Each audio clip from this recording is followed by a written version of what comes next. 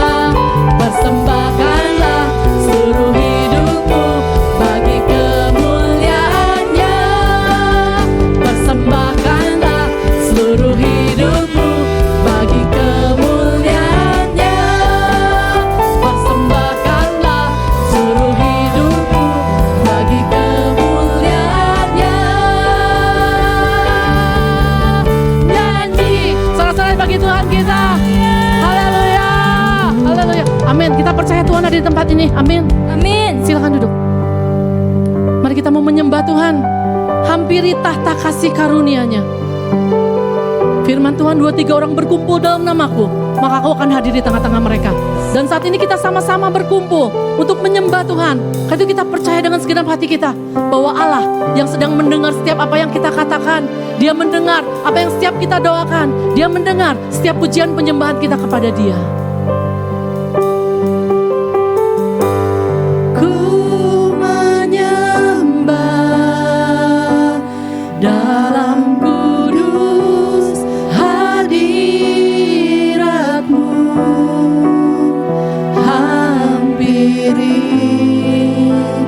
tata kasih karunia-Mu Bapa.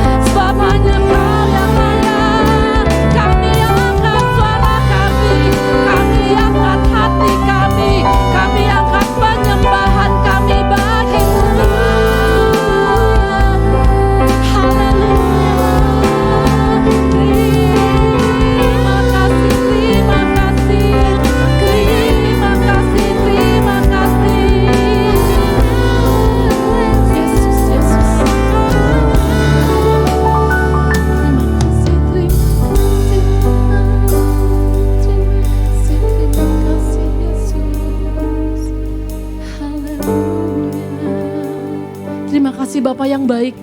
Pagi hari ini, apalah artinya ibadah kami tanpa Engkau hadir di tengah-tengah kami. Biarlah pagi hari ini bukan jadi suatu kerutinan ibadah kami di tempat ini, tapi sungguh Engkau, yang kami percayai, hadir di tengah-tengah kami. Engkau yang akan membawa suatu hal yang luar biasa di tengah-tengah kami.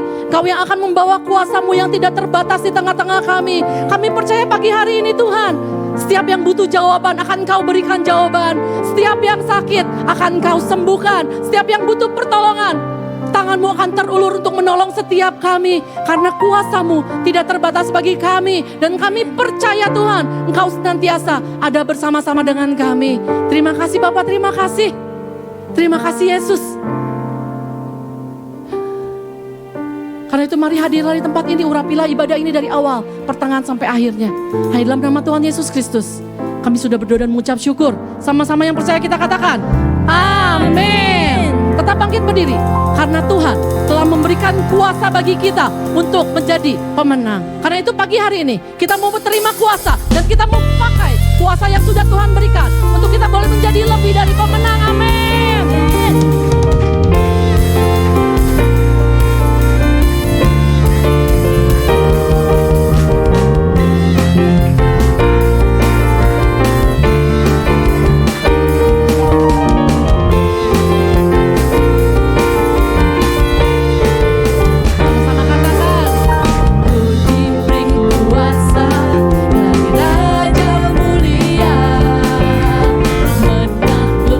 Musuh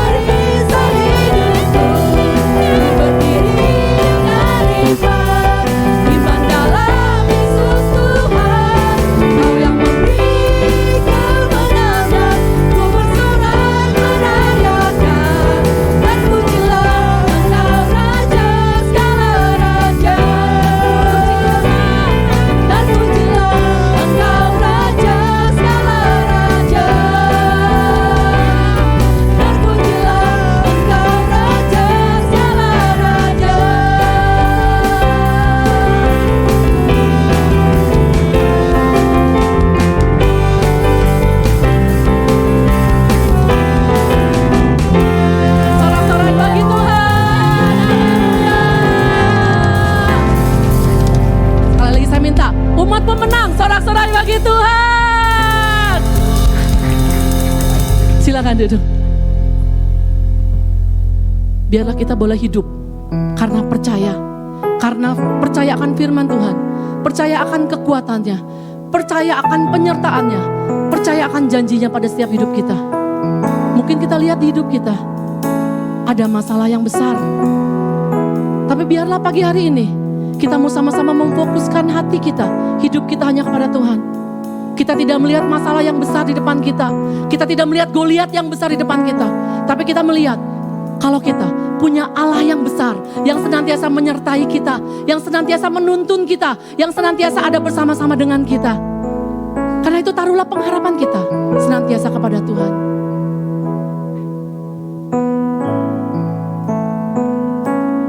Ku hidup karena percaya, Kau yang berjanji setia, pengharapanku selalu ada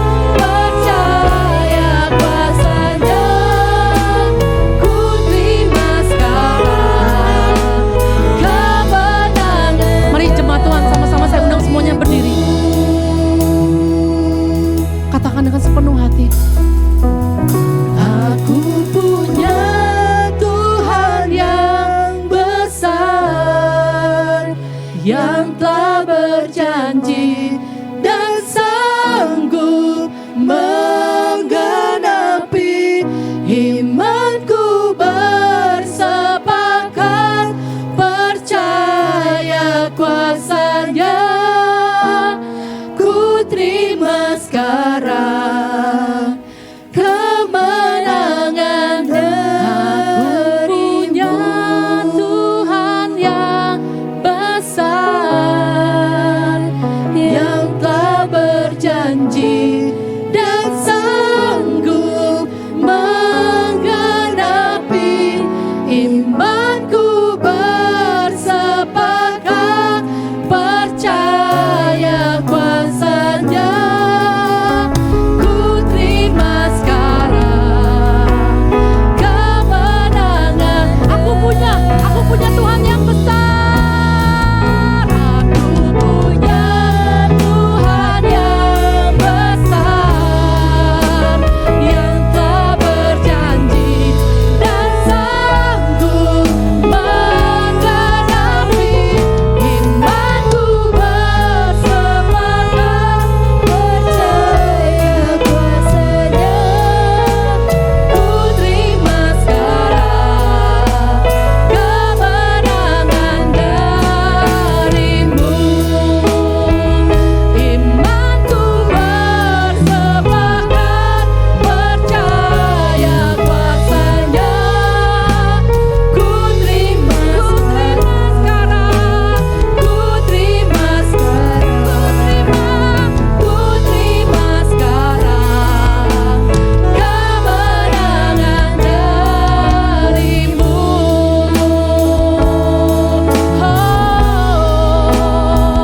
Kami mau terima kemenangan yang darimu Tuhan. Kami terima pagi hari ini, kami terima janji-Mu Tuhan, terima penyertaan-Mu, terima kasih-Mu, sebab Kau besar Tuhan, sebab Kau mulia, sebab Kau Bapa yang baik. Kami mengasihi-Mu Tuhan, terima kasih Tuhan, Allah yang senantiasa ada, Allah yang senantiasa menyertai kami. Kami bersyukur, kasih-Mu besar, kasih-Mu besar Tuhan. Mari jemaat Tuhan sembah Dia yang ada di tengah-tengah kita. Terima kasih, terima kasih. Kami bersyukur, sebab Kau baik, sebab Kau baik, tiada berkesalahan. Kasih setiamu Tuhan selalu baru bagi kami. Terima kasih, terima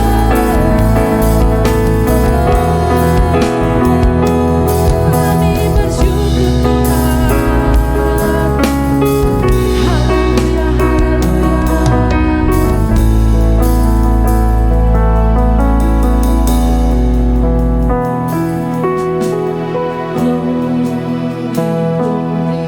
Haleluya, haleluya. Glory, glory, haleluya. Glory, glory, haleluya, haleluya, puji. Glory, glory, glory, glory bagi Dia. Haleluya. Bawa penghormatan kita kepada Dia, sebab Dia Allah yang layak untuk menerima setiap glory dari hidup kita.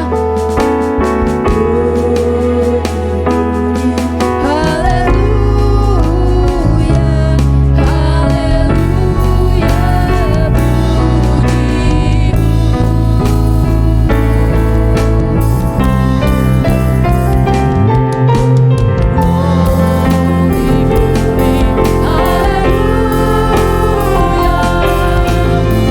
Glory, glory, haleluya.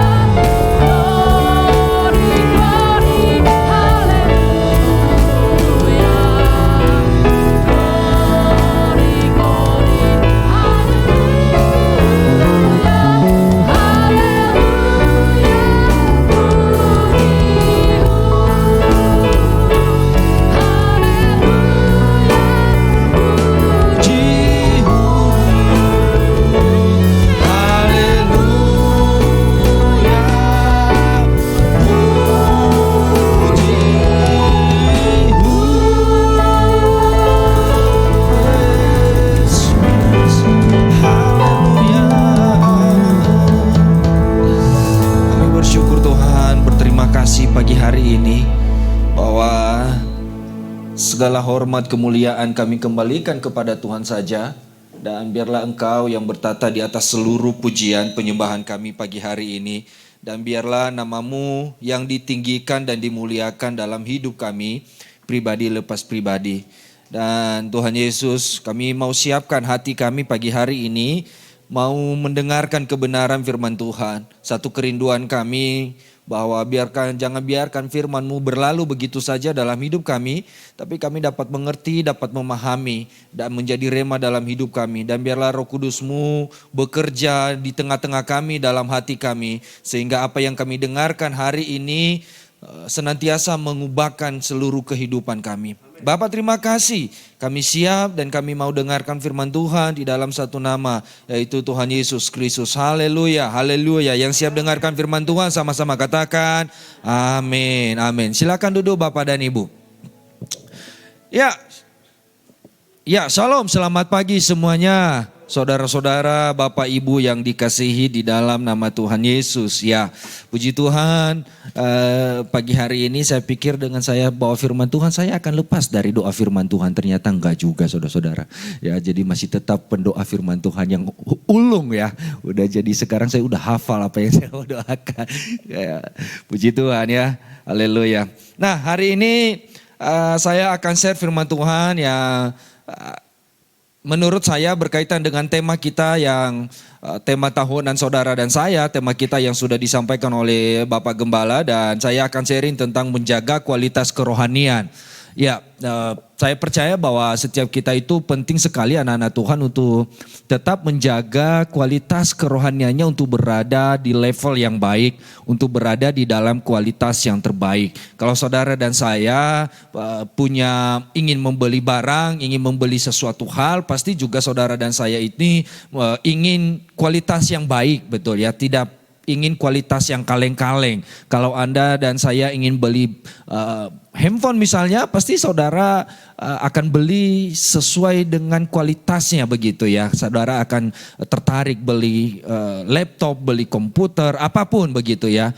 Ya walaupun seringkali kita beli barang murah saudara-saudara, meskipun karena memang kemampuan kita hanya di situ, begitu saudara-saudara, tapi is okay lah, nggak masalah. Tapi setiap orang saya percaya bahwa senang dengan yang namanya kualitas. Kualitas berbicara soal mutu, soal nilai begitu ya. Kalau hidup saudara dan saya juga, pasti Tuhan juga ingin kita bahwa kita ingin punya kualitas yang baik. Nah, dalam kehidupan manusia kita juga kalau orang bertemu dengan orang lain, orang mencari pekerja atau orang melamar di suatu tempat perkantoran atau segala macamnya, Bapak dan Ibu pasti juga ownernya atau HRD-nya itu pasti akan mewawancarai, menanyakan, dan dia akan melihat orang ini kualitasnya seperti apa, baru akan diterima bahwa orang ini akan diterima dalam bekerja. Penting sekali. Jadi saya mau bilang bahwa ini luar biasa sekali bagi kehidupan saudara dan saya. 365 hari ke depan kita akan jalani bersama-sama, kita akan lewati bersama-sama, dan penting sekali di 360 hari ini selama 1 tahun ini Bapak dan Ibu, Anda dan saya perlu menjaga kualitas kerohanian kita untuk berada di dalam kualitas yang terbaik. Amin. Oke, tahun lalu mungkin kita sudah berupaya, tahun lalu mungkin kita sudah berjuang, tapi seringkali menurun, seringkali mengalami kondisi yang kualitasnya menjadi kurang bagus. Ada banyak faktor yang membuat seseorang kerohaniannya mengalami kualitas yang gak baik, kualitas yang mungkin down atau turun saudara-saudara. Ya, karena mungkin karena tekanan hidup, karena pergumulan, persoalan hidup dan berbagai hal. Tetapi ini adalah merupakan komitmen kita bersama bahwa tahun ini jangan kita melewatinya dari tahun ke tahun atau bulan berganti bulan, minggu berganti bulan dengarkan firman Tuhan yang sama, tapi setiap kita pulang dari gereja, dari tempat ibadah atau dari mana pun kita nggak dapat apa-apa. Saudara dan saya pulang dengan tangan kosong, pulang dengan bahkan sampai pintu gereja dengarkan firman Tuhan. Setelah itu hari-harinya nggak hidup di dalam firman Tuhan itu. Saya hari-hari ini saya mempelajari bahwa orang-orang yang firman Tuhan itu akan menjadi rema, firman Tuhan itu akan menjadi berkat, firman Tuhan itu akan mengubahkan hidup saudara dan saya kalau firman itu Anda dan saya hidupi. Selama Anda tidak hidupi dan saya tidak hidupi, nggak akan menjadi apa-apa saudara-saudara. Itu hanya sekedar pengetahuan di otak kita, tapi nggak menjadikan apa-apa. Jadi yang membuat firman Tuhan itu, saudara dan saya hidup dalam hidup kita adalah kalau kita mau menghidupinya dan melakukannya setiap hari. Amin. Amin. Ya memang sulit ya. Makanya aminnya kecil, saudara-saudara ya. Jadi oleh sebab itu, mari di tahun ini, di bulan ini mari kita mulai dengan memulai menjaga kualitas kerohanian kita. Ya, jaga kualitasnya supaya kualitasnya tetap baik, kualitasnya tetap luar biasa. Nah, kita akan lihat sama-sama pagi hari ini bagaimana seorang tokoh dalam Alkitab, dan tokoh ini sudah tidak asing lagi buat kita. Meskipun kita belum bertemu secara muka, kita belum ngopi-ngopi cantik, belum saudara-saudara, nanti di surga saja ya. Dia adalah tokoh dalam Alkitab di Perjanjian Lama yang bernama Daniel. Saya melihat, saya mempelajari, saya membaca saudara-saudara, dan ini udah beberapa kali karena ini saya sering khotbahkan di beberapa room saudara-saudara dan hampir setiap hari. Dan saya melihat, memperhatikan kitab Daniel ini ada sesuatu yang menarik, bagaimana kehidupan Daniel benar-benar menjaga kualitas kerohaniannya berada di dalam kualitas yang terbaik. Meskipun pada saat itu kita lihat bahwa kondisi yang dialami oleh Daniel adalah bukan kondisi yang baik. Ada tekanan, ada pergumulan, ada kesulitan, bahkan ancaman akan dibunuh pun akan ada. Bahkan terakhir kita lihat kisah daripada Daniel ini adalah dia dibuang di dalam gua singa. Tetapi apa yang menarik buat saya adalah bagaimana Daniel menjaga kualitas kerohaniannya berada di dalam kualitas yang tetap terbaik. Meskipun banyak hal, ancaman, tekanan, tantangan yang dihadapinya, tapi dia tetap punya kualitas yang terbaik. Seringkali kita ini punya kualitasnya kalau moodnya lagi bagus, kalau semuanya yang kita harapkan berjalan dengan baik, kalau semua yang kita inginkan tercapai, kalau doa-doa kita terjawab, kita akan senantiasa menjaga kualitas, kayaknya rohani kita baik banget. Tapi seringkali akan menjadi menurun ketika apa yang saudara dan saya harapkan tidak terjadi, justru sebaliknya yang kita alami bukan jawaban Tuhan, malah penderitaan, bahkan sakit mungkin, kekurangan ekonomi dan sebagainya. Justru suami yang kita harapkan menjadi seorang imam bagi kita, tapi justru menjadi masalah begitu. Istri yang kita harapkan jadi penolong justru jadi masalah. Anak-anak yang kita harapkan menjadi sukacita, kebahagiaan kita begitu ya saudara-saudara. Tapi kok jadi masalah begitu. Tapi kita lihat Daniel nanti, kita lihat apa yang saya sampaikan ini bahwa kualitas kerohanian Daniel, kemampuan atau kualitas intelektual Daniel disebabkan oleh kualitas hidup rohaninya di atas rata-rata. Wow. Nah, pertanyaannya kualitas rohani saudara dan saya pagi hari ini di atas rata-rata enggak? Atau ya kadang sih Pak Jun ya kalau lagi moodnya bagus lah. Kalau dapat cuan gitu ya, kualitasnya di atas rata-rata. Ya, penggunaan istilah, ini mengindikasikan bahwa kehidupan rohani Daniel bukanlah di bawah standar. Begitu ya, ada semacam kebiasaan hidup rohani yang sering dilakukan oleh Daniel, yaitu di mana dia adalah orang yang takut akan Allah. Jadi saya mau bilang bahwa kita nggak akan bisa memiliki kualitas kehidupan kerohanian yang baik kalau saudara dan saya tidak hidup di dalam firman Tuhan. Kalau saudara dan saya tidak hidup menghormati Tuhan dalam kehidupan saudara dan saya. Oke, mari kita baca bersama-sama. Mulai yang pertama, bagaimana Daniel menjaga kualitas kerohaniannya tetap berada di atas rata-rata. Yang pertama kita akan baca Daniel pasal 1 ayat 8. Daniel 1 ayat yang ke-8. Daniel berketetapan untuk tidak menajiskan dirinya dengan santapan raja dan dengan anggur yang biasa diminum raja. Dimintanyalah kepada pemimpin pegawai istana itu supaya ia tak usah menajiskan dirinya. Ya, kita lihat ada satu hal yang menarik dari hidup Daniel di sini, di ayat ini, bahwa ayat 1 pasal 1 ayat 8 mengatakan Daniel berketetapan untuk tidak menajiskan dirinya dengan santapan raja dan dengan anggur yang biasa diminum raja. Dimintanyalah kepada pemimpin pegawai istana itu supaya ia tidak usah menajiskan dirinya. Apa sih makanan apa yang tidak dimakan Daniel ini? Saya mau bilang itu yang sering kita makan hari ini, hauce. Hauce gitu ya saudara-saudara. Di imamat itu dicatat Bapak dan Ibu, imamat pasal 11 bagaimana makanan-makanan yang najis yang tidak diperbolehkan dimakan oleh bangsa Israel. Begitu ya saudara-saudara, nanti baca semua lah kalau hari ini kita baca ini khotbahnya itu aja gitu ya soal makanan dan kita baca saja banyak sekali sampai dari ayat 1 sampai 47. Nah, kenapa saya mau bilang ini? Karena ini makanan-makanan ini sudah menjadi ketetapan Tuhan di perjanjian lama di dalam imamat bahwa tidak boleh dimakan oleh orang Israel. Nggak boleh dimakan oleh bangsa Israel. Karena kenapa? Itu merupakan najis. Buat mereka begitu dan itu jelas dilarang oleh Tuhan buat bangsa Israel. Jadi kita melihat di sini ketika Daniel berada di pembuangan, dia adalah sebenarnya orang yang dijajah saudara-saudara, tapi puji Tuhannya dia diangkat karena dia pintar, dia punya kualitas yang baik dalam kepintaran, maka Daniel ini dididik dan menjadi seorang yang luar biasa di dalam kerajaan Nebukadnezar pada zaman itu. Tetapi kita lihat bahwa ada kebiasaan-kebiasaan yang dilakukan oleh orang-orang yang tidak mengenal Tuhan, yaitu kehidupan bangsa Babel atau Nebukadnezar ini adalah kerajaannya adalah memakan makanan yang memang najis buat Daniel, yang memang najis buat bangsa Israel dan itu sudah dilarang oleh Tuhan.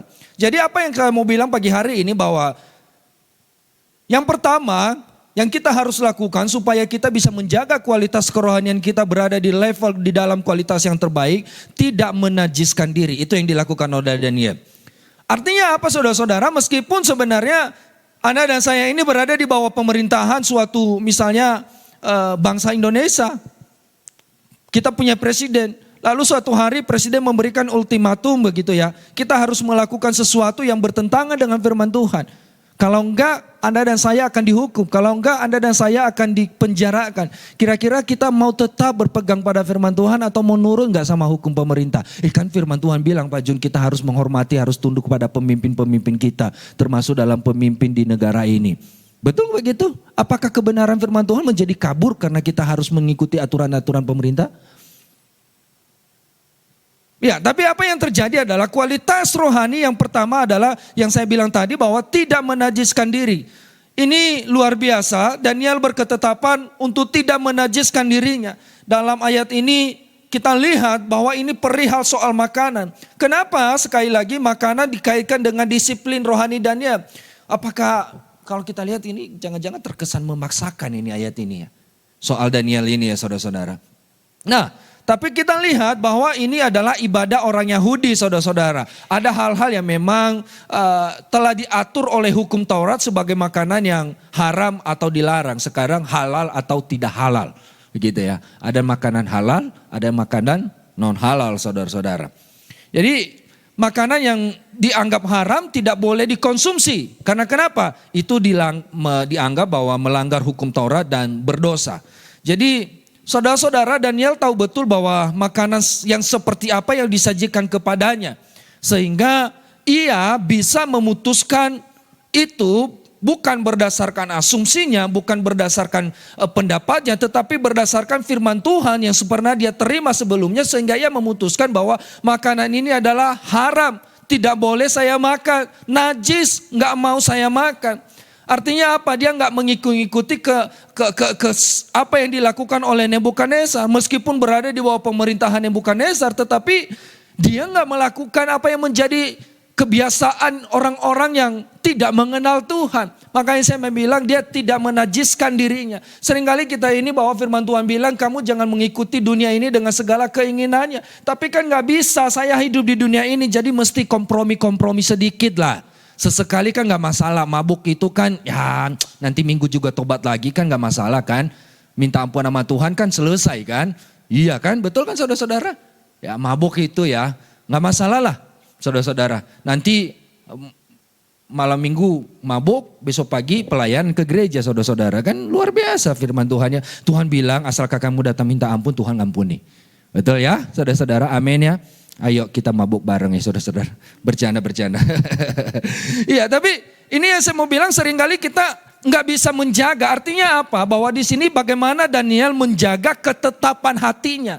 Karena kenapa dia punya ketetapan hati? Karena dia punya kualitas rohani yang baik saudara-saudara. Kalau dia nggak mengenal Tuhan, dia nggak tahu bagaimana membedakan halal dan haram. Kalau dia nggak mengenal Tuhan, nggak kenal firman Tuhan, nggak kenal hukum Taurat, dia nggak bisa membedakan mana yang baik dan mana yang tidak baik. Mana yang berkenan kepada Tuhan dan mana yang gak berkenan kepada Tuhan. Mana yang kehendak Tuhan dan mana yang bukan kehendak Tuhan. Nah seringkali kita tahu kehendak Tuhan, kita tahu yang baik, tapi kita gak mau lakukan yang baik. Kita banyak komprominya dengan dunia, dengan segala hal. Tapi firman Tuhan bilang, Daniel berketetapan, catat garis bawahi kata itu, berketetapan.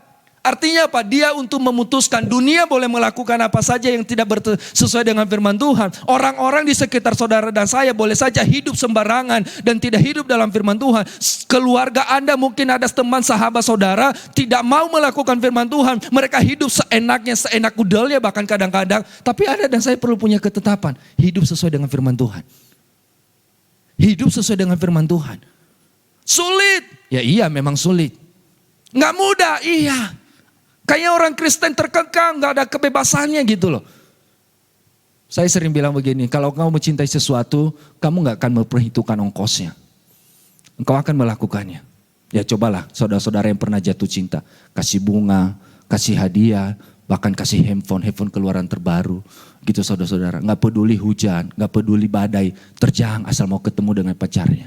Gak perhitungkan ongkosnya, berapapun biayanya kita akan keluarin meskipun hanya pada zaman pacaran. Nanti pada saat nikah sudah gak ada lagi saudara-saudara. Ya, bunga-bunga yang dikirim hari-hari ini tuh nikmati saja dulu masa pacaran. Nanti setelah nikah jangan harap ada bunga-bunga berikutnya. Ya manisnya pada saat itu saudara-saudara. Jadi ini yang saya mau bilang bahwa kita perlu punya ketetapan. Pak Gembala kita sering bilang, akhir zaman sekarang tuh banyak orang tidak hidup sesuai dengan firman Tuhan. Ini akhir zaman, betul. Banyak orang akan hidup seenak udelnya saudara-saudara. Bahkan seringkali udah tahu firman Tuhan hanya sekedar pengetahuan firman Tuhan ketika dia hidup dalam kehidupannya sehari-hari. Hanya sebagai, istilahnya sebagai wawasan dan firman Tuhan itu ditinggalkan di rumah. Dia hidup dengan sembarangan, dia hidup dengan seleranya dia, semau-maunya dia. Tapi Daniel lihat bahwa dia berketetapan. Nah ini saya mau bilang, kita harus punya keputusan atas hidup saudara dan saya. Kalau kita gak punya keputusan mau ikut Tuhan, maka kita seringkali terjebak, terjerumus dengan hal-hal yang ditawarkan oleh dunia ini. Memang enak, apa yang ditawarkan dunia adalah enak buat daging kita. Kompromi, senang dengan dosa, senang dengan apa yang dilakukan. Jadi kita lihat Daniel, ketetapan Daniel untuk tidak memakan hidangan raja merupakan bentuk ekspresi imannya yang menjaga hatinya tetap murni di hadapan Tuhan. Ya ini loh saudara-saudara, ternyata bahwa ketetapan hati ini merupakan bentuk ekspresi iman kita. Bahwa tidak mau hidup seperti orang-orang yang tidak mengenal Tuhan. Tapi gimana ya teman-teman saya begitu semua, komunitas saya begitu semua. Tapi engkau punya ketetapan loh Bapak dan Ibu. Engkau berketetapan, kenapa kamu punya ketetapan? Karena engkau punya iman. Iman terhadap siapa? Bukan kepada jenius, tapi iman kepada Tuhan. Iman itu harus diekspresikan. Kemarin sore mengatakan ada buah pertobatan. Pertobatan itu karena kenapa? Karena iman. Gak bisa enggak saudara-saudara. Nah iman itu mesti ada buahnya. Buahnya dengan apa? Dengan hidup seturut dengan firman Tuhan setiap hari. Dengan hidup sesuai dengan firman Tuhan. Gak peduli orang lain lakukan atau enggak saudara-saudara. Gak peduli lihat, itu orang itu kok dia gak lakukan. Itu si pelayan itu kok dia gak lakukan. Itu hamba Tuhan itu kok gak lakukan. Saya juga enggak lah. Hidup saudara bukan ditentukan, iman saudara tidak ditentukan orang yang lakukan atau enggak. Tapi ini adalah soal pribadi, soal keputusan pribadi. Daniel adalah keputusan pribadi. Dia tidak dicatat di sini apa Sadrak, Mesak, Abednego melakukan yang sama. Enggak dicatat saudara-saudara, tapi Daniel secara personal dia punya ketetapan hati. Kenapa dia punya ketetapan hati? Karena dia punya iman. Begitu. Dia percaya kepada Tuhan meskipun dia nggak memakan makanan itu tapi dia tetap sehat. Artinya apa saudara-saudara? Bahwa Daniel ini menjaga untuk tidak mencemarkan hidupnya atau dia menjaga hatinya tetap murni di hadapan Tuhan. Murni, tulus kepada Tuhan. Orang lain masa bodoh bilang dia nggak tulus, silakan aja itu urusan orang lain saudara-saudara. Orang lain bilang bahwa dia hamba Tuhan gak murni hatinya, is okay saja saudara-saudara, kenapa mesti pusing kata orang. Orang lain bilang, lu gak rohani, gak masalah. Nggak masalah. Seringkali kita ikut pendapat orang. Seringkali hidup saudara dan saya ditentukan penilaian orang. Yang orang lain itu tidak lebih baik juga dari saudara. Amin. Iya, agak keras ya pagi-pagi ini ya saudara-saudara. Seteria wajah saudara tegang semua ya. Ya boleh keluar dulu lah ke toilet saudara-saudara ya. Iya, jadi saya mau bilang kita mesti punya ketetapan. Daniel berketetapan untuk tidak menajiskan dirinya. Begitu loh saudara-saudara. Tidak menajiskan, menjaga kemurnian hatinya. Murni hatinya. Tulus. Hanya kepada Tuhan saja. Ini Daniel bukan sok-sokan rohani saudara-saudara dia melakukan ini. Bukan supaya terlihatan cool, keren. Wah gila Daniel. Bukan Daniel ini saudara-saudara ya. Bukan. Ini Daniel yang perjanjian lama. Cool, keren gitu ya. Kelihatan wow rohani banget ini Daniel. Orang bertepuk tangan buat dia. Wow gila sih. Gua sih kalau nggak kayak dia sih nggak bisa ya. Mungkin kata yang bilang teman-teman dia bilang. Wah ngeri banget lu Nil gitu ya. Itu ya hebat banget sih. Bukan saudara-saudara. Bukan karena terkesan hebat. Bukan ingin terkesan jago. Bukan ingin terkesan kelihatan rohani. Bukan. Tapi lihat karena dia punya iman kepada Tuhan. Itulah poinnya. Kalau Anda dan saya hidup berketetapan dengan Tuhan bukan untuk terlihat keren rohani. Tapi karena Anda dan saya hidup oleh iman di dalam Tuhan. Gitu loh. Terlihat keren. Buat apa kalau Anda dan saya terlihat keren? Tapi rohaninya bobrok saudara-saudara. Di dalamnya nggak sehat. Buat apa terlihat jago? Kalau di dalam saudara dan saya nggak benar. Lihat Daniel bahwa dia mempunyai ketetapan hati. Kalau saya mau boleh yang di sini bahwa artinya penolakan Daniel atas makanan tertentu merupakan cara untuk tetap menjaga hatinya tetap murni. Tadi saya sudah mengatakan tidak terman. Ini merupakan disiplin rohani. Daniel untuk membangun rohnya yang luar biasa. Jadi artinya apa di sini bahwa kita lihat kuncinya apa adalah bahwa Daniel menjaga murni hatinya sesuai dengan ketentuan firman Tuhan. Murni, bukan ketentuan manusia tapi ketentuan firman Tuhan. Nah, bagaimana dengan hidup kita? Kita hidup sesuai ketentuan firman Tuhan atau kita hidup berdasarkan ketentuan manusia? Apa kata orang? Apa kata bos saya? Apa kata pemimpin saya? Maka saya akan hidup oleh itu. Hidup oleh firman Tuhan saudara-saudara. Itu yang pertama. Jadi itu yang dilakukan oleh Daniel supaya hidupnya, kerohaniannya berada dalam kualitas yang luar biasa, kualitas yang terbaik ya. Di atas rata-rata dia tidak menajiskan dirinya. Ya, dia punya ketetapan hati. Jadi tidak ikut-ikutan saudara-saudara. Kalau yang lain ke kiri dia ikut ke kiri. Kalau yang lain ke kanan dia ikut ke kanan. Saya sering bilang ke teman-teman saya bahwa kita ini kadang-kadang jadi kayak pohon pisang di atas gunung saudara-saudara. Angin timur datang angin dari timur dia akan ikut ke timur. Angin ke barat dia akan ke barat juga. Angin ke selatan dia juga ikut ke selatan. Jadi seringkali kita tahu firman Tuhan tapi gak punya ketetapan hati. Kita melakukannya sekali lagi, Anda dan saya hidup sesuai dengan firman Tuhan saja.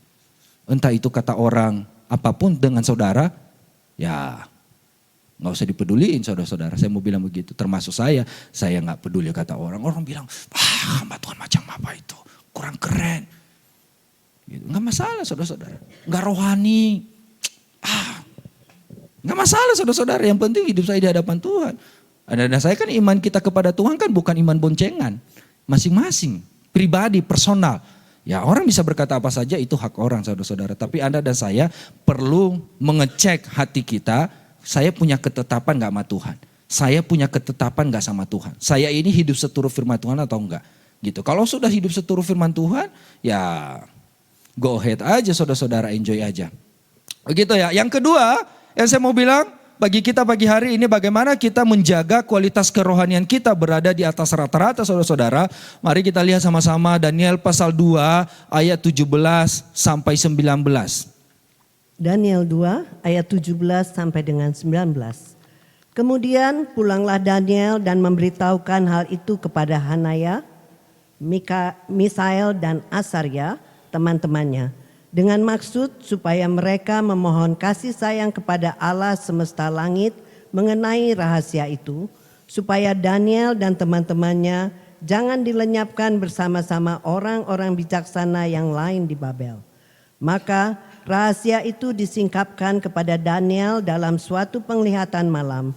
Lalu Daniel memuji Allah semesta langit. Ya. Jadi saudara-saudara, apa yang dilakukan Daniel, kita lihat di sini bahwa Daniel ini di ayat pasal 2 ini kita lihat dia harus menafsirkan mimpi, saudara-saudara ya. Nanti baca ayat seterusnya ya, bagaimana mereka harus menafsirkan mimpi gitu ya, menafsirkan mimpi raja. Ya raja yang mimpi, orang lain yang menafsirkan. Yang tahu mimpinya kan saudara, tetangga saudara atau suami Anda kadang-kadang nggak tahu mimpi Anda kan, betul kan? Ya, istri kita bermimpi nggak tahu balakan apa yang kita impiin. Ini aneh, raja dia yang bermimpi, dia minta orang lain menafsirkan mimpinya, kan sesuatu keanehan yang terjadi ya saudara-saudara. Tadi malam mimpinya apa? Saya boleh tafsirkan nih dari sini nih, saudara-saudara. Saya dari Daniel soalnya. Iya saudara-saudara. Jadi ini luar biasa. Tapi apa yang dilakukan oleh Raja Nebukadnezar ketika dia menemukan bahwa nggak ada yang bisa menafsirkan mimpinya. Lalu dia ingin merencanakan untuk membunuh setiap pegawai-pegawainya. Bahkan ini termasuk Daniel dan teman-temannya ikut akan dibunuh. Dan ini sebuah ancaman. Lu yang bermimpi, orang lain yang dikorbankan. Kan ini kadang-kadang begitu ya. Dia yang berbuat, dia yang ngalaminya, orang lainnya mesti dikorbanin.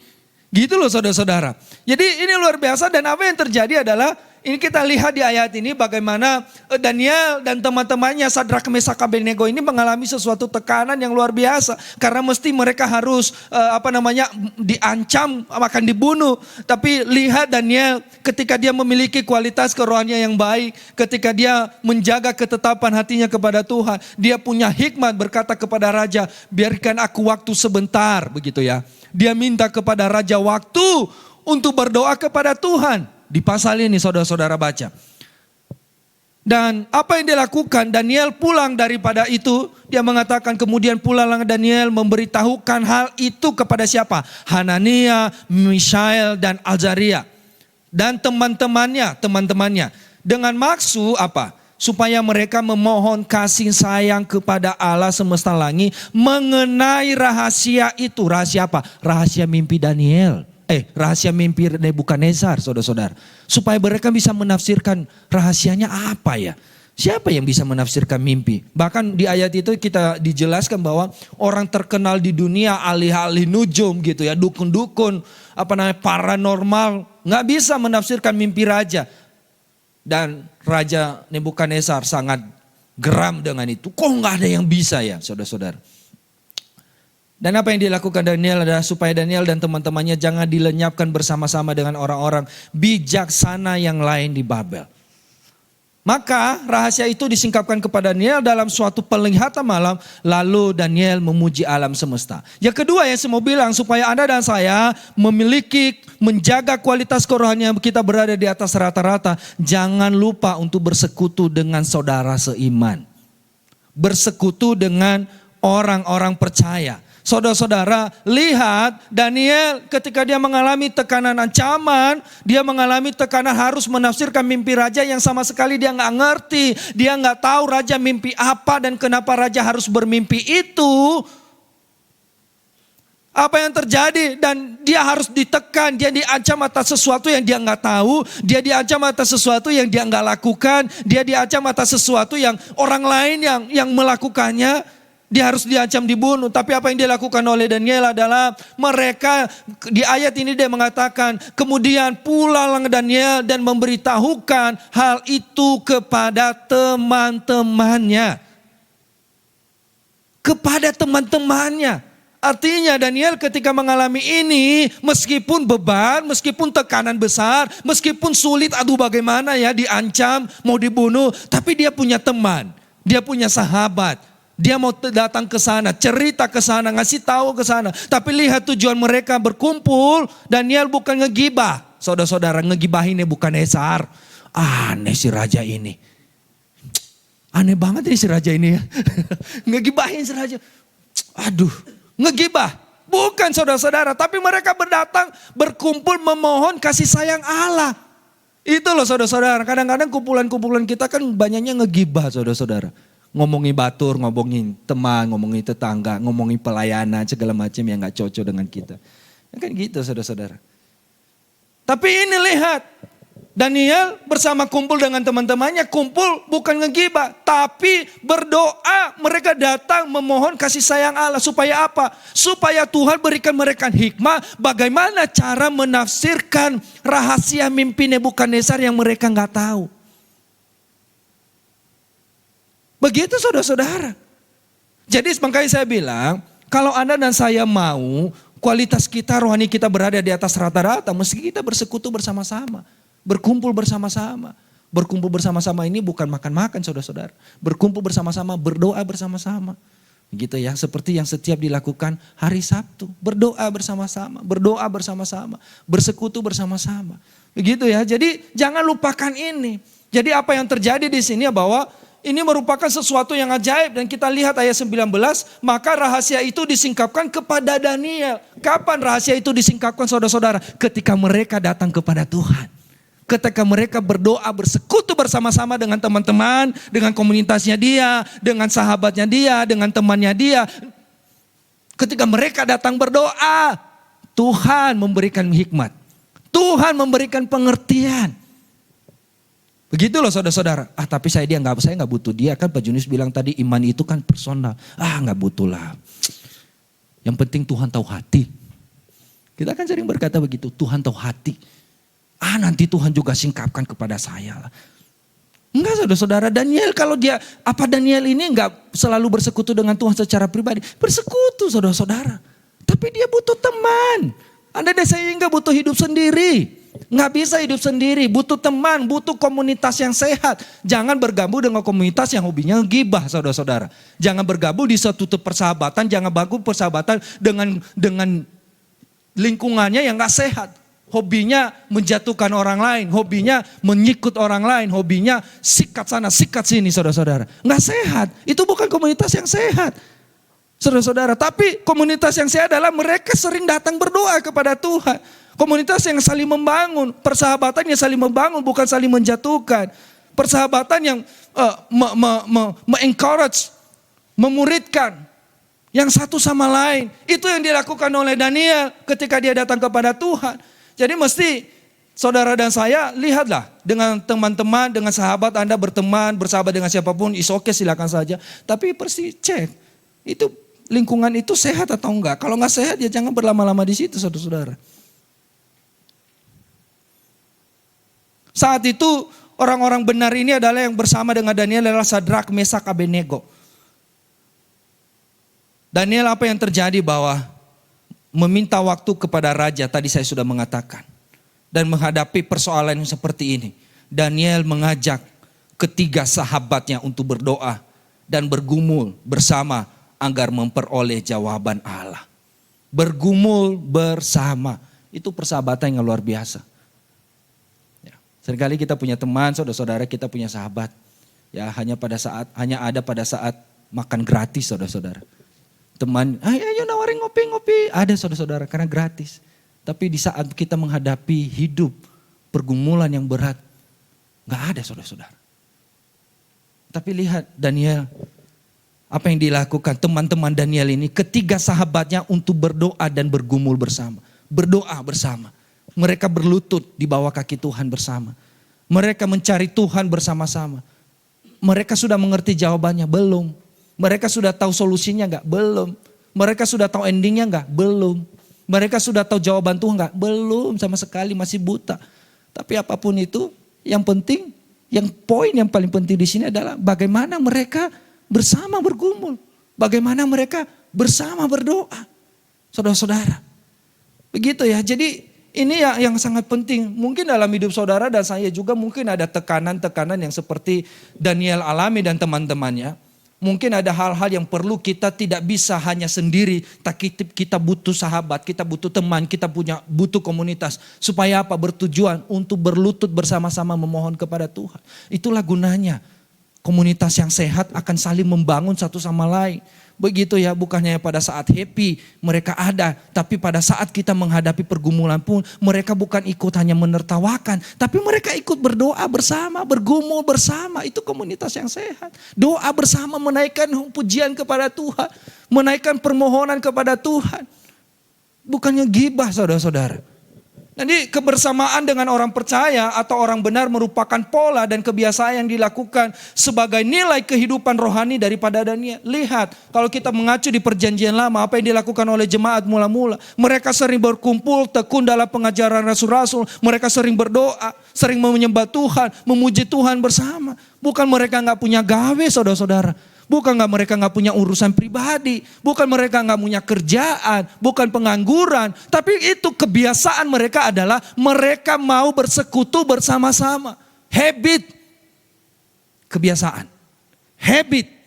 Kebiasaan. Bersekutu bersama-sama sesama orang percaya. Itu yang mereka lakukan. Bergumul bersama. Dan kita lihat Kisah Para Rasul pasal 2. Apa yang terjadi ketika mereka berdoa, sedang menantikan berdoa di lonteng Yerusalem, terjadi sesuatu yang besar. Yang kita lihat hari ini adalah yang semua kita hampir setiap tahun kita rayakan. Hari tercurahnya Roh Kudus. Keajaiban terjadi. Daniel juga sama, ngalami yang sama. Ketika dia dan teman-temannya datang kepada Tuhan, Tuhan singkapkan rahasia itu. Begitu loh teman-teman. Kebersamaan ini tidak hanya menunjukkan solidaritas, namun lebih kepada pola yang diajarkan oleh nenek moyang mereka sebagai umat Allah. Ini loh. Jadi solidaritas. Bukan hanya itu ya. Ada lagu anak sekolah minggu katakan, kau temanku, ku temanmu, kita selalu bersama. Seperti mentega dengan roti. Mentega sama roti gak selalu sama saudara-saudara. Mentega itu hanya dibutuhkan ketika kita butuh, kita pakai roti apa namanya tuh. Roti apalah terserahlah saudara-saudara ya, cari tahu sendiri. Kita hanya butuh pada saat itu. Tapi saya gak tahu kenapa lagu itu dijadikan ilustrasi mentega sama roti itu selalu bersama. Coba nanti cek, sekolah minggu mesti cek ini. Itu roti dan mentega itu gak selalu sama saudara-saudara ya. Seperti mentega dengan roti, kau temanku, ku temanku, ku temanmu ya. Kita selalu bersama seperti celana dengan baju. Emang selalu sama celana sama baju? Beda saudara-saudara. Masih ya saudara-saudara, gak mungkin ya orang pakai baju gak pakai celana, kan aneh saudara-saudara. Kita pasti lucu ya. Atau orang pakai celana gak pakai baju, ya pastilah dua-duanya. Selalu bersama, oke lah masih bisa lah. Masih bisa dijadikan contoh. Apalagi kau temanmu selalu bersama seperti celana dengan baju. Ku akan selalu mendorongmu. Mendorongmu bukan ke jurang saudara-saudara. Mendorongmu lebih maju. Betul ya. Bila ku senang. Sedih ya. Ya. Bila ku sedih. Ku akan memelukmu erat-erat gitu ya. Bila kau sedih, ku akan menertawakan. Hehehe. Enggak saudara-saudara. Memelukmu erat-erat. Itu firman Tuhan. Ku temanmu, ku temanku, kau temanku. Kita selalu bersama. Itu yang dilakukan Daniel. Ini Daniel zaman dulu gitu saudara-saudara. Ya. Jadi ada sebuah nilai dari kebersamaan mereka. Ada sebuah nilai dari hubungan mereka. Apakah mereka sama-sama satu pendapat gak saudara-saudara? Mereka ini sepikiran berempat gak? Berempat Sadrak, Mesak, Abednego ya dan Daniel. Apa mereka selalu sepaham? Enggak juga. Apakah mereka selalu sependapat? Enggak juga. Tapi soal kebenaran, soal datang kepada Tuhan, mereka sepaham.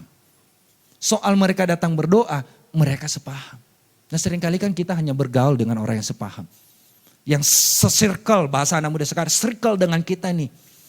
Kalau gak se-circle, gak mau dia. Ini cocok nih sama gue nih. Ini nih pelayan ini cocok sama saya nih, kalau gak cocok enggak. Enggak bisa begitu dalam sebuah komunitas gereja Tuhan.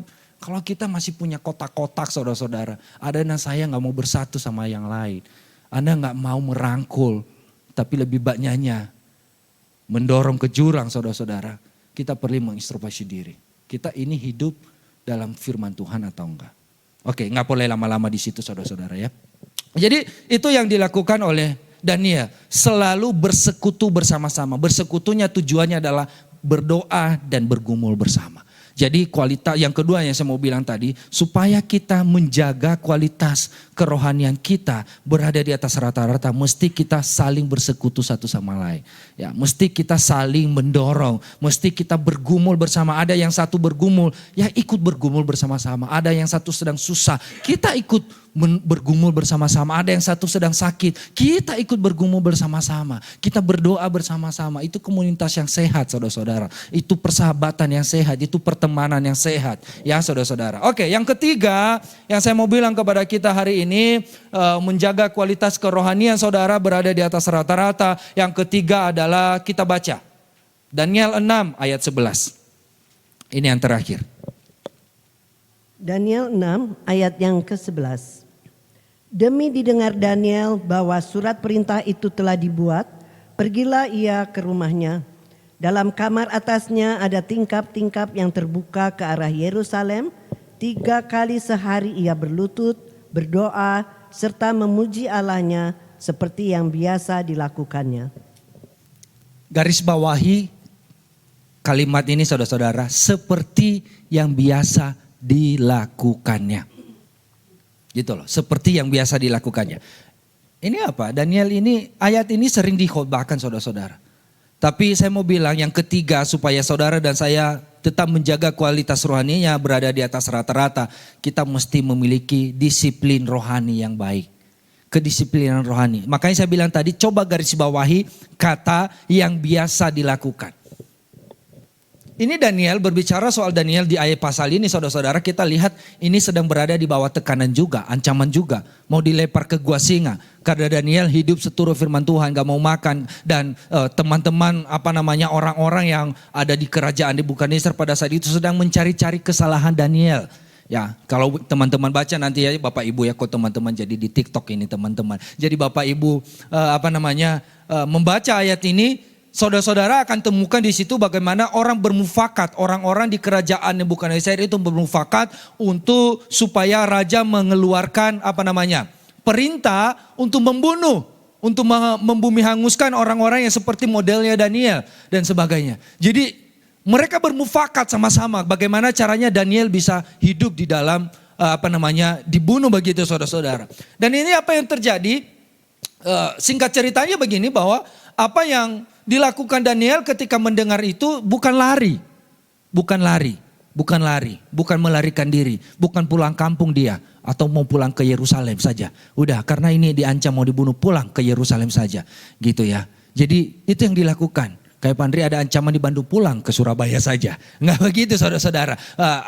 Daniel nggak melakukan itu. Daniel nggak mencari koneksi juga. Dia punya teman, dia punya sahabat, dia punya orang-orang mungkin di kerajaan itu ada pejabat-pejabat yang masih care lah sama dia ya. Yang masih peduli lah, yang masih perhatian lah sama Daniel mungkin. Tapi Daniel nggak mencari itu.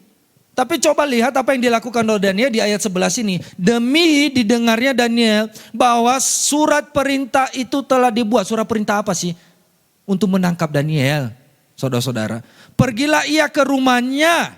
Dalam kamar atasnya ada tingkap-tingkap yang terbuka. Saya gak mengerti, mungkin jendela atau apapun lah itu ya.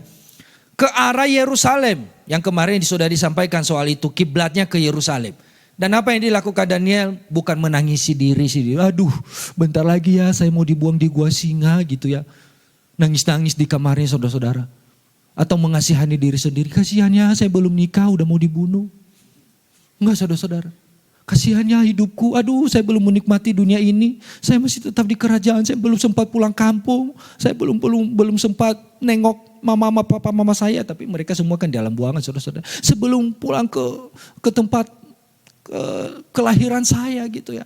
Nangis-nangis atau meraung-raung di kamarnya gitu saudara-saudara. Mungkin teriak-teriak, menyesali atau marah-marah sama Tuhan. Tuhan di mana kau? Bukannya selama ini saya sudah taat, bukannya selama ini saya sudah nurut, bukannya selama ini saya sudah tidak menajiskan diri, bukannya selama ini saya sudah berketetapan hati, bukannya selama ini Tuhan saya sering berdoa, saya bahkan sering rajin ke gereja, bahkan nginap di gereja, udah puasa Tuhan, di gereja hanya menyerahkan puasa 10 hari, saya bahkan kadang-kadang 6 bulan Tuhan.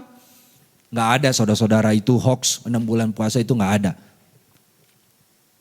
Saya sudah mengikuti teladan Tuhan Yesus puasa Tuhan berapa? 30 hari, 40 hari. Nih, ada yang menarik soal puasa ini saudara-saudara. Pak Andri tahu nih. Saya nggak mau kasih tahu saudara, so ini rahasia kita berdua, saudara-saudara. Jadi mungkin kalau seperpuluhan saya sudah kasih Tuhan, bahkan persembahan, apapun saya sudah Tuhan. Daniel meraung-raung di atas kamarnya. Enggak saudara-saudara, Daniel nggak lakukan itu. Daniel bilang apa yang dicatat firman Tuhan. 3 kali sehari ia berlutut. Berlutut bukan dalam sedang mengasihani diri sendiri. Berlutut apa yang dilakukan Daniel? Berdoa serta memuji Allahnya. Itu loh saudara-saudara, ada ancaman enggak? Surat perintah sudah keluar, sudah. Tapi Daniel berlari kembali ke rumahnya dan di lonteng di tempat di kamarnya dia berada. Dia berlutut menghadap Tuhan, bukan menangisani diri sendiri. Bukan mencari koneksi, bukan mencari kenalan dan sebagainya untuk membebaskan atau untuk melarikan diri. Tapi dia berlutut. Apa yang dilakukan ketika dia berlutut? Dia berdoa, dia memuji Tuhan. Berdoa, memuji Tuhan. Kadang-kadang kita mau gak ditolong Tuhan? Mau. Mau gak diberkati Tuhan? Mau. Mau gak disembuhkan? Mau. Mau gak pagi hari saat teduh? Enggak, saudara-saudara. Mau gak dengarkan firman Tuhan? Enggak. Mau gak ngalami mujizat? Mau. Tapi mau gak hidup sesuai firman Tuhan? Enggak, saudara-saudara. Kan ini masalah yang serius. Tapi dilakukan Daniel adalah berdoa. Makanya jangan abaikan kehidupan doamu. Hari-hari ini saya sudah mengajarkan sebuah tim saya bahwa mesti kita setiap pagi jam 5 bangun pagi. Saat teduh baca firman Tuhan. Nggak perlu 1 pasal atau nggak perlu 5 pasal. Ada satu saya lihat ada yang lain saudara baca Alkitab ngebut gitu. Ngejar supaya selesai Wahyu. Ngapain lu ngebut-ngebut baca Alkitab sampai Wahyu? Nggak ada artinya. Hanya sekedar baca itu juga sekarang audio Bible tuh ada saudara-saudara. Sambil jalan, sambil kemana juga bisa dengarkan audio Bible. Ngapain? Tapi yang penting menurut saya adalah saat teduh. Saat teduh penting banget menurut saya. Saat teduh. Dan hari-hari ini saya sedang semangat mengkampanyekan ini saudara-saudara. Saat teduh bangun pagi, cari Tuhan lebih dulu. Berlutut lebih dulu, berdoa dulu kepada Tuhan. Renungkan apa yang mau Tuhan sampaikan kepada saudara dan saya. Karena saya percaya bahwa firman Tuhan katakan bahwa kasih setia Tuhan selalu baru setiap hari. Artinya apa? Ketika kita datang kepada Tuhan, di awal hari ada kasih setia Tuhan yang baru. Dalam bahasa Inggris dituliskannya adalah blessed, berkat. Itu loh saudara-saudara. Daniel melakukan ini 3 kali sehari ya, kita boro-boro lah 3, ya memang sih kita lebih lah ya dari Daniel. Pas doa makan kan 3 kali sudah selesai sama seperti Daniel, saudara-saudara. Tapi ini berbicara soal personal, pribadi dengan Tuhan. Saat teduh itu merupakan saat pribadi dengan Tuhan, memiliki kualitas keintiman dengan Tuhan. Makanya saya bilang mesti saudara dan saya hebat pelayani di atas mimbar ini boleh Bapak Ibu. Tapi Anda dan saya kalau hubunganmu dengan Tuhan gak sehat, gak ada artinya apa-apa. Anda boleh mengatakan bahwa saya rohani dan segala macam silakan. Tapi bagaimana dengan hubunganmu dengan Tuhan? Kita seringkali Senin Kemis gitu ya saudara-saudara. Kalau ingat baru datang, kalau gak ingat gak datang. Kalau butuh baru datang, kalau gak butuh gak mau datang. Ogah-ogahan sama Tuhan. Tapi lihat Daniel ini bukan hanya karena surat perintah ini sudah keluar, bakal dia akan ditangkap, bukan. Tapi ada ayat tadi mengatakan seperti yang biasa dilakukan. Artinya apa? Ini sudah menjadi gaya hidup Daniel. Amin. Iya, mencari Tuhan di pagi hari gaya hidupmu atau bukan? Baca firman Tuhan pagi hari gaya hidupmu atau bukan? Berdoa tiap hari, nyembah Tuhan setiap hari gaya hidupmu atau bukan? Ya kalau nggak bukan gaya hidup kita ya memang sulit. Habit ini dibangun, kebiasaan ini dibangun dari hari ke hari. Artinya apa? Ini bukan pertama buat Daniel, tapi dia sudah melakukan berbulan-bulan. Ini sudah menjadi gaya hidupnya. Ini sudah menjadi kebiasaannya. Kalau dia nggak mencari Tuhan, ada sesuatu yang kurang. Bukan dia merasakan kalau dia nggak jalan-jalan, ngafe, ngopi segala macam. Kalau enggak liburan, ada yang kurang dari hidupnya. Enggak, bukan itu ya Daniel lakukan. Yang dia merasa rugi adalah merasa kurang. Kalau dia enggak datang berdoa kepada Tuhan. Kalau dia enggak datang memuji Tuhan. Saudara merasa rugi nggak kalau nggak berdoa? Saudara merasa rugi nggak kalau nggak baca Alkitab? Saudara merasa kurang nggak? Ada yang hilang dari hidup saudara?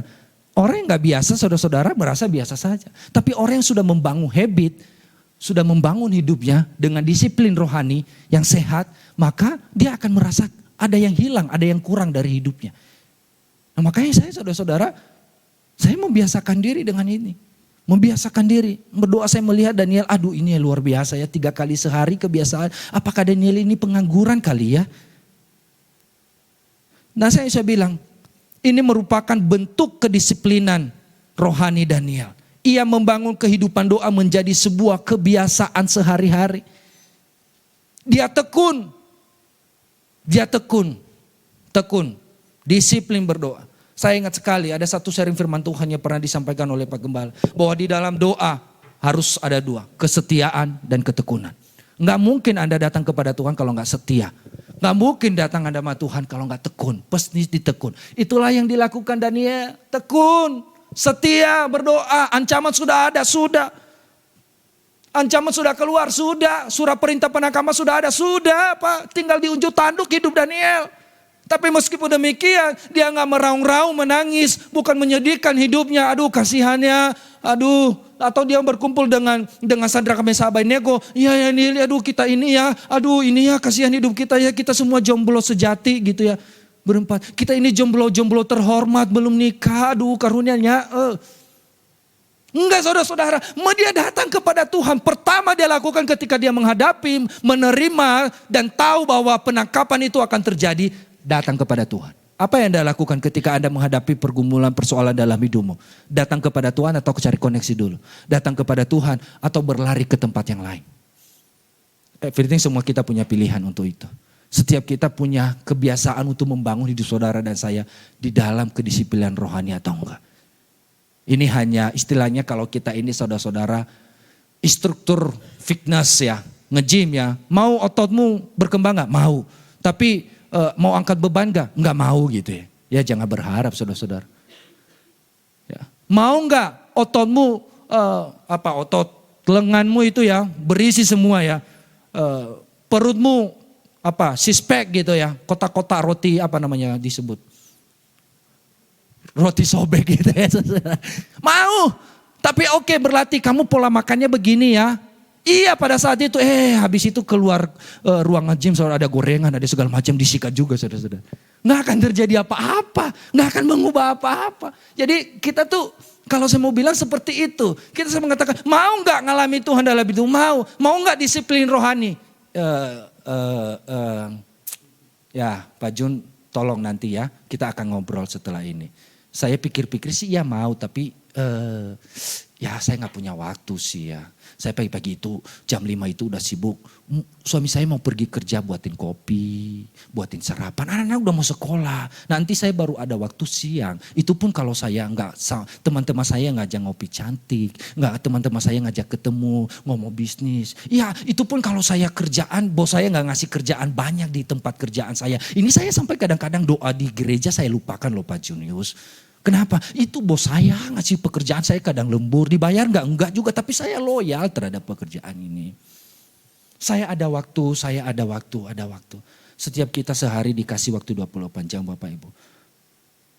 Tapi bagaimana kita memanfaatkan, membangun hidup kita.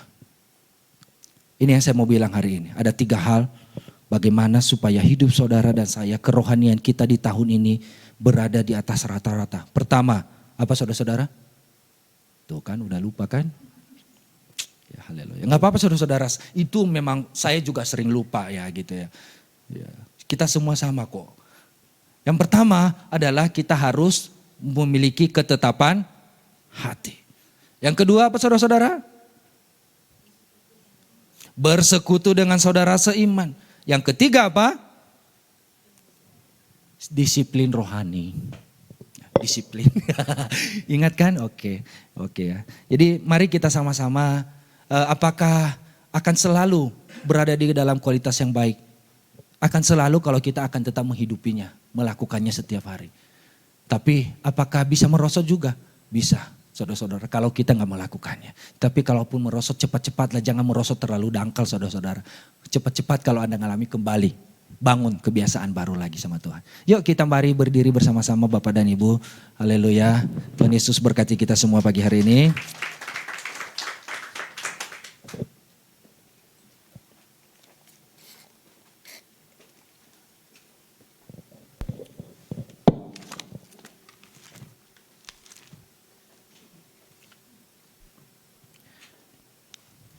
Ya, kita nyanyikan kemenangan terjadi di sini ya Bapak dan Ibu.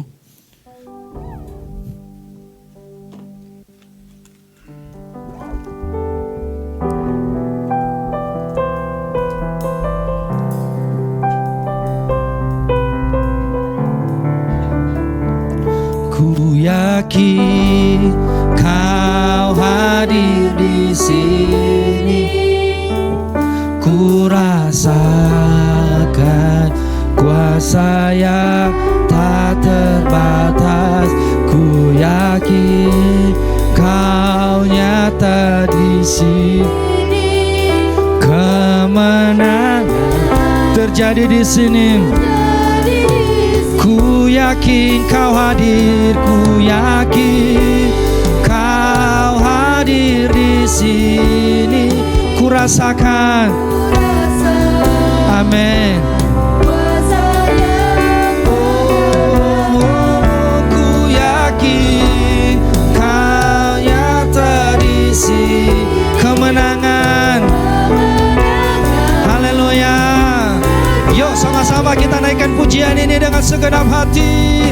Ku yakin Kau hadir di sini. Ku rasakan kuasa yang tak terbatas. Ku yakin Kau nyata di sini. Kemenangan terjadi di sini. Segenap jiwaku memuji-Mu, segenap jiwaku memuji. Sungguh besar Kau Allahku.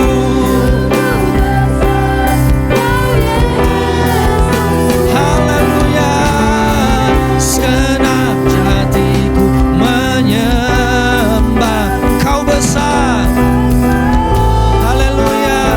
Kau besar. Kau besar. Kau besar. Kau besar.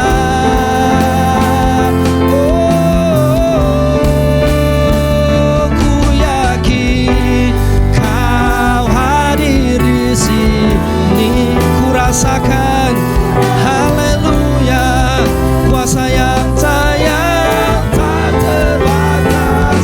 Ku yakin Engkau nyata di sini. Kemenangan, kemenangan terjadi. Haleluya, penyembuhan terjadi. Pemulihan. Dengan iman katakan terjadi di sini. Terjadi di sini. Yes. Haleluya. Yes Tuhan. Setiap kami pagi hari ini firman-Mu sudah disampaikan. Tapi kami mau belajar sama-sama supaya kami mengawali bulan tahun ini dan kami boleh berjalan 365 hari ke depan, berjalan dengan kualitas rohani yang di atas rata-rata.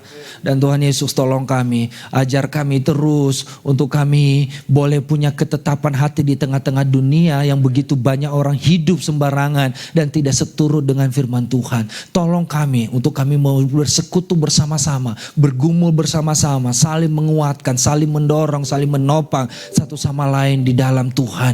Dan Tuhan juga ajarkan kami untuk membangun hidup kami di dalam kedisiplinan rohani, membangun habit kami, kebiasaan kami untuk bersekutu dengan Tuhan, mau berdoa, mau memuji Tuhan dan menyembah Tuhan di dalam segala hal. Itu yang Tuhan mau bagi kami untuk mempersiapkan hidup kami menantikan kedatangan Tuhan yang kedua kali. Tuhan Yesus, terima kasih firman-Mu sudah disampaikan, biarlah menjadi berkat dan menjadi rema dalam kehidupan kami oleh kuasa Roh Kudus. Dalam nama Tuhan Yesus Kristus kami berdoa mengucap syukur, haleluya, amin, amin, amin. Silakan duduk Bapak dan Ibu, saya serahkan kepada Bapak Pendeta.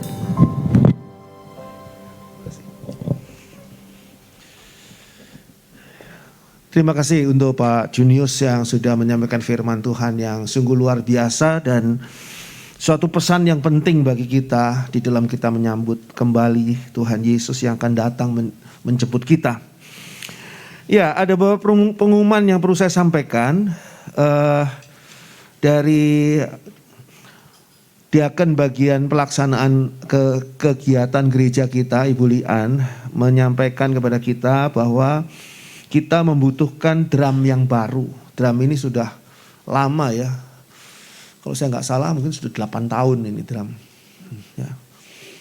Jadi sudah bisa bayangkan dipukuli 8 tahun. Drum itu dipukuli 8 tahun. Jadi kalau saudara dipukuli 8 tahun saya rasa sudah bonyok ya. Jadi perlu drum baru. Nah bagi saudara yang terbeban untuk memberikan atau membantu soal dana, ya, saya percaya saudara pasti membantu dalam doa juga. Saudara masukkan di kotak persembahan khusus, pakai amplop persembahan khusus, tulis di sana untuk drum. Dan nanti kita segera akan membeli drum yang baru, ya. Ya, lalu besok di tempat ini ada Natal Sinode Pusat. Jadi Natal Sinode GPKDI seluruh Indonesia ini, se-Indonesia ini akan dilaksanakan di GPKDI Tabernakel Kasih. Temanya adalah bersama keluarga melayani Tuhan. Jamnya jam 6 petang di tempat ini on-site. Tetapi juga ada fasilitas Zoom dan YouTube. Jadi saudara sebetulnya jemaat diundang ya sebetulnya. Cuma memang harus daftar dulu ke Ibu Heni karena nanti dari GPKDI yang lain juga akan hadir kan. Jadi supaya enggak terlalu padat ruangan ini. Karena mungkin mereka yang ada di Bandung, Lembang akan datang ke sini. Ya, tapi saudara bisa ikuti lewat Zoom, lewat YouTube juga. Lalu Persekutuan Tabernakel Kasih akan dilangsungkan di Ranca Manyar tanggal 24 Januari hari Rabu. Yang akan datang jam 7 malam seperti biasa sampai dengan jam 8:30 malam. Bagi saudara yang ingin ikut menikmati persekutuan yang sangat hidup ini ya. Sangat luar biasa ini kalau menurut saya. Mereka ini orang-orangnya di sana. Saudara bisa ikut dengan kami untuk berangkat ke sana. Tempatnya memang agak mesti cari-cari ya, mesti lihat-lihat ya dengan benar ya. Kalau enggak nemu nanti. Jadi bisa pergi sama-sama lah untuk pertama kali. Ya, Ranca Manyar. Lalu saya juga mengundang sekali lagi sebagaimana yang tadi firman Tuhan ingatkan kepada kita. Persekutuan doa Tabernakel Kasih tiap hari Sabtu jam 5 sore sampai dengan jam paling lama 6:30. Jam 6 juga biasanya sudah selesai. Kita perlu berdoa bersama, mendoakan tentang segala sesuatu tentang gereja kita dan juga tentang pergumulan kita masing-masing. Jadi kita perlu untuk bersama-sama menyatukan hati kita untuk berdoa. Ya, setiap Sabtu. Saya undang seluruh jemaat untuk bisa hadir. Bagi saudara yang ingin mendukung tabungan rumah Tuhan, dapat memasukkan ke kotak persembahan khusus, tulis di sana tabungan rumah Tuhan atau diberikan ke Ibu Mary atau ditransfer melalui bank ya. Tabungan rumah Tuhan ini sangat perlu kita perhatikan karena kita nanti sampai pada saatnya di mana kita harus memperpanjang kontrak di tempat ini, kita sudah cukup dananya. Sekarang ini masih jauh dari apa yang diharapkan ya. Lalu jangan lupa saya tetap mengundang saudara sekalian untuk hadir di acara Zoom tiap Jumat memahami ayat-ayat Alkitab jam 7 malam sampai dengan jam 9 malam. Berisi obrolan santai tentang pemahaman, pengertian ayat-ayat Alkitab yang akan saya pimpin dan kita sama-sama membahas tentang segala sesuatu tentang firman Tuhan, tentang apa saja saudara mau bertanya tentang kerohanian dan sebagainya, silahkan. Kita bahas sama-sama di sana setiap Jumat ya. Dan saya harap jangan terlambat ya masuknya ke dalam acara Zoom ini, supaya bisa mengikuti dari sejak awal.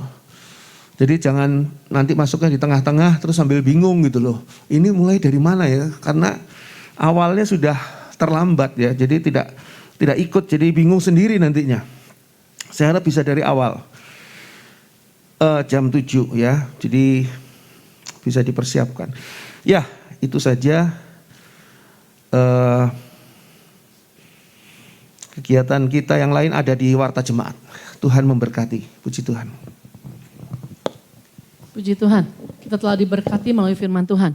Sebelumnya saya mau mengundang buat Bapak, Ibu, Saudara-saudari yang baru pertama kali hadir, bersama-sama bersekutu di tempat ini, boleh lambaikan tangannya. Boleh yang sekitarnya, boleh berikan salam. Selamat datang beribadah di gereja kami, GPKDI Tabernakel Kasih.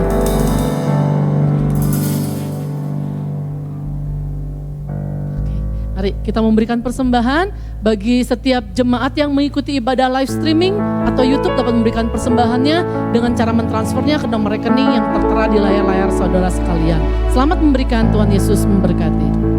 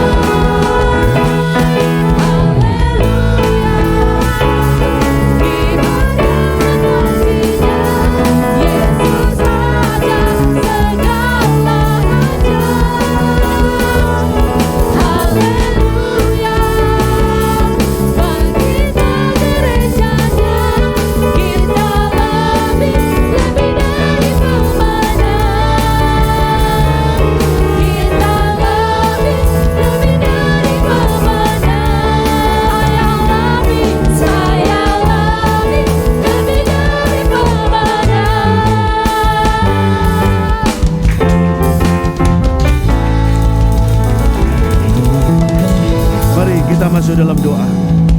Bapa di dalam surga, kami mengucap syukur karena kemurahan Tuhan yang luar biasa. Kami boleh beribadah pada pagi hari ini, memuji, memuliakan nama Tuhan, berdoa, dan juga menikmati, mendengarkan, dipimpin oleh firman Tuhan. Dan kami percaya hidup kami sedang dipersiapkan untuk menyambut kedatangan Tuhan Yesus kembali. Sehingga biarlah kami sebagai gereja Tuhan dan sebagai pribadi boleh memiliki kualitas rohani sesuai dengan apa yang Tuhan harapkan dari kami masing-masing. Tolong kami ya Bapa, agar kami boleh benar-benar mengikuti segala apa yang diajarkan oleh firman Tuhan dengan benar, dan dengan pimpinan Roh Kudus kami boleh semakin dewasa rohani, boleh semakin serupa dengan Tuhan Yesus Kristus. Bapa dalam surga, jemaat Tuhan menyampaikan persembahan, dan biarlah persembahan ini Engkau terima, Engkau sucikan, kuduskan semua persembahan ini.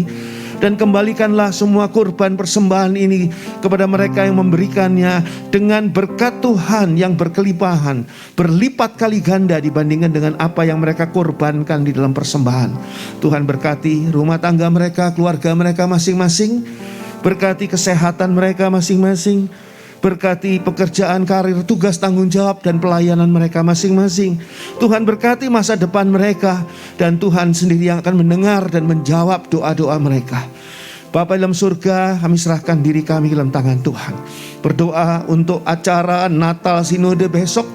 Biarlah semuanya boleh berjalan dengan baik bagi kemuliaan nama Tuhan, dan menjadi berkat bagi kami semua yang mengikuti acara Natal itu. Tuhan tolong agar semua persiapan dan pelaksanaannya bisa berlangsung dengan sempurna. Berdoa juga Bapa dalam surga untuk rencana yang akan datang, musyawarah besar, sinode, dan biarlah Tuhan Mubes sinode ini boleh berjalan dengan baik pada tahun ini, dan boleh menghasilkan pemimpin-pemimpin yang benar-benar mempunyai semangat yang baru, mempunyai kebenaran, mempunyai hati yang sungguh-sungguh takut akan Tuhan, mempunyai hati yang sungguh-sungguh mencintai GPKDI. Bapa dalam surga, berdoa juga untuk pemilihan umum pada bulan depan. Biarlah pemilihan presiden pada bulan depan Tuhan pimpin sedemikian rupa sehingga orang yang menjadi pilihan Tuhan, presiden baru yang akan menjadi pilihan Tuhan, itulah yang Tuhan akan tetapkan sebagai presiden terpilih dan wakil presiden terpilih yang akan memimpin kami 5 tahun ke depan. Terima kasih Bapa dalam surga, kami percaya Engkau akan tetap membukakan pintu-pintu penginjilan bagi gereja-gereja Tuhan di Indonesia, menyampaikan berita Injil sehingga banyak orang dari bangsa kami menerima Yesus sebagai Tuhan dan Juru Selamat, sehingga banyak orang dari bangsa kami diselamatkan. Kami berdoa dan memberkati akan bangsa kami Indonesia. Tuhan berkati Tuhan. Terima kasih Bapa. Bapa dalam surga, sekarang kami membuka hati kami untuk menerima berkat Tuhan. Dicurahkan berkat yang datangnya dari Allah, di dalam kasih dan kemurahan Tuhan Yesus Kristus, di dalam persekutuan Allah Roh Kudus yang setia menyertai kita dari saat ini sampai ketika Tuhan Yesus datang kembali menjemput kita masing-masing, membawa kita masuk di dalam surganya yang mulia. Terpuji nama Allah selama-lamanya. Haleluya. Amin. Bapa, terima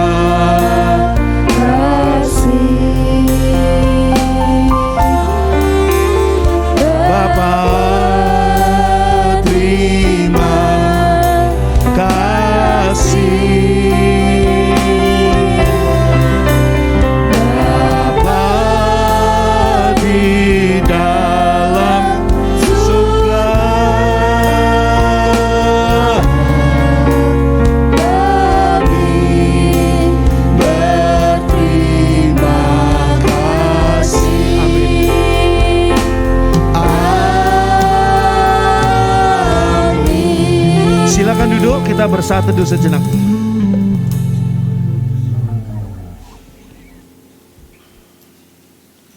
Selamat pagi, Tuhan memberkati kita semua, puji Tuhan.